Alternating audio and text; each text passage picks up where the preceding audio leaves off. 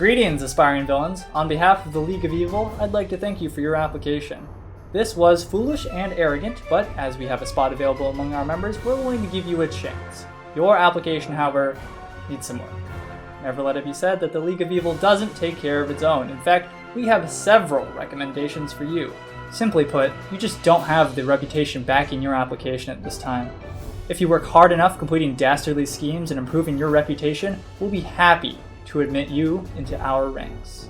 Or, if you're the flashier kind of villain, you could always scratch our back a bit and take out that annoying Captain Mallet. That would take a plan of epic proportions, however, so you'd have to take the time to gather materials and build a secret weapon of sorts in your evil lair to take him down. Whatever you do, however, don't waste our time. If you run out of potential schemes to run, we will be forced to reject everyone's applications and continue our search elsewhere.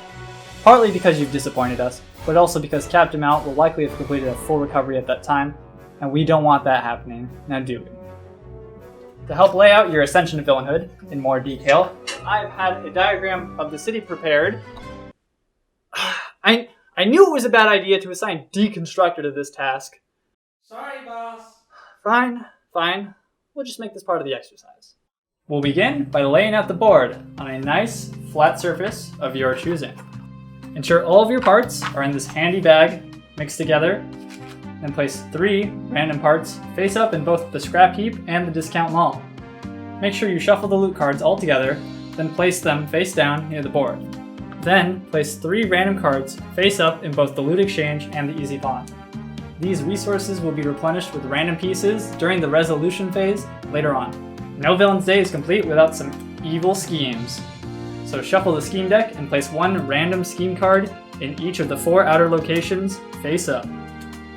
Last but not least, our favorite tool enters the fray. Place Captain Mallet's pawn in the scrap heap covering the difficulty on the local scheme. Now for the fun part. If you don't have a homemade villainous persona, we've provided some examples that we strongly suggest you use. Be the greedy little villain you are and take 2 random villain sheets and then look them over and choose 1 persona to assume. Once you have donned your disguise, introduce yourself to the world and read your evil power aloud. You might want to work on that laugh. We have provided in your application packet tiny representations of your persona, which you will use to track your reputation and movement. Feels good to have a tiny person-shaped plaything in the palm of your hand awaiting your control, doesn't it? We full-heartedly agree, so make sure you put those pawns of yours in their place. Pawns will always begin the game at the heart of your evil operations, your evil lair. Busts are placed on the reputation track's start area. It's important to note that the reputation track has no ties at any point. If you are to end your reputation movement in the same tier as another villain, simply skip above them and end there instead. We recommend that you arrange yourselves in order of villain age from youngest to oldest. We operate on seniority here, so keep in mind that the oldest villain, not the player, will go first. You're no sidekick, but you're also no professional, so place your power marker on the 2 on each of your villain sheets. Just because we like you, and coincidentally all of your current League of Evil candidate competitors, you each get to draw 2 random parts from the bag. These are placed face up in the inventory area of each villain's villain sheet. To further show our confidence in your success, each villain draws 2 loot cards from the deck. Keep in mind that you can only have 3 loot cards at a time. If you have 4 or more, you must immediately pass the excess to the villain with the fewest loot cards. If there's a tie, you can pass them to whoever you want. I don't care. Cards in your hands are always kept secret from other villains. Keep in mind though, that while you may need to collaborate to succeed, you cannot trade any resources with other villains. Sharing is caring, and caring is for heroes. Unless it's caring about crushing the competition, in which case, share away and show off that vile intent. We start each day by moving. The villain with the highest reputation each round gets to make their move first. Captain Mallet and subsequently the authorities are constantly on our trails, so we have to keep them guessing. As such, each villain must move their villain pawn to a new location. You are more than welcome to circle back by the end of the round, but you must leave in the beginning. Every player must take 1 action per turn. We're anarchists, but more importantly, we're efficient anarchists, and the one thing we hate the most is wasted time. Now that it's your turn, let's see what you can do. to page 378 of your villain's... Sir? I deconstructed that. You distracted them. Okay? Here are the actions you can take. Commit.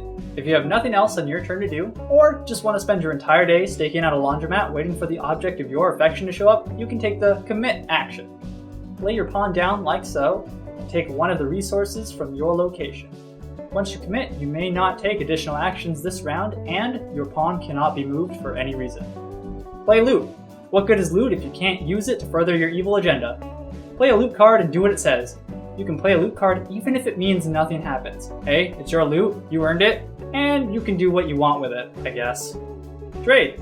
Discard a part from your inventory back into the bag and take a resource from your location. You cannot trade if there's nothing to pick up.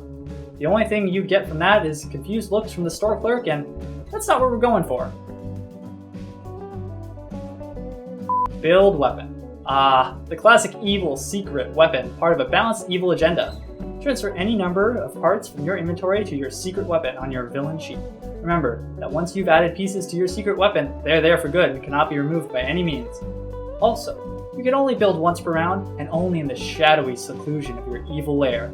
You wouldn't want Captain Mallet to see the object of his demise too soon now, would you? Superpower. Yes, yes! Show them the power you wield over them like an iron fist.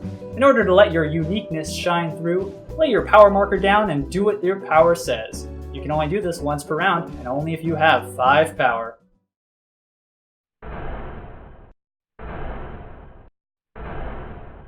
Whoa. We appreciate you being an eager overachiever, but we also want you to be successful. Think about what evil organization you'll be representing when you decide to take on Captain Mallet. You can only do this if you have completed your secret weapon and are at the same location as Captain Mallet. Got your secret weapon primed and prepped? Good. Now go get him, slugger. This action consists of 2 separate actions, taken one at a time. This will be a fight of epic proportions, and as such, you'll need to take at least 2 phases. Knock down. The first phase, you'll knock him down. The first time someone fights Captain Mallet in a round, lay down his pawn, and then the villain who bested him gains a resource of their choice from outside the board. This could be a part from the bag, a loot card from the deck, or a unit of power. Now that you have him on his knees groveling for mercy, end his embarrassment for all to see. Defeat. If Captain Mallet has been knocked down, you may defeat him to win your way into the League of Evil. You can only do this if no other villains with completed secret weapons are standing at your location to take some of that credit. So make sure those other villains know who's the boss and have committed or left so you and you alone can give Captain Mallet the big D. The D stands for defeat. Now that you know what to do, we can talk about what happens after you've done the things you know you can do. Once all but one villain has committed, we move into the resolution phase. The last villain standing, after all others have committed, gets the title of Last Villain Standing for that round. This title comes with 2 reputation and up to 2 actions except committing. You heard that right, villains. You cannot commit as the last villain standing. Next, check to see what schemes have been completed, if any. We'll start with Captain Mallet's location on the board. Mallet thwarts any schemes in his location, so any villains committed there cannot complete a scheme that round and lose 2 resources of their choice for such a disgrace. If Captain Mallet isn't around to interfere, on the other hand, villains will never turn down a good scheme. Some more complicated schemes will require the help of your fellow villains, as the combined power of all villains in that location needs to meet or exceed the difficulty of the scheme in order to complete it.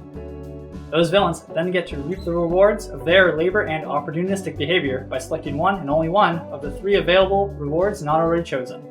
There are only 3 rewards per scheme. So, if more villains participate than rewards, someone is going home empty-handed. Even so, efficiency is our creed. So if you are present in a scheme location, you cannot decline contribution for any reason. The first to choose a reward is the villain with the lowest reputation, and the last one with the highest. Then, discard that scheme card. Only the schemes that were completed in a round are discarded.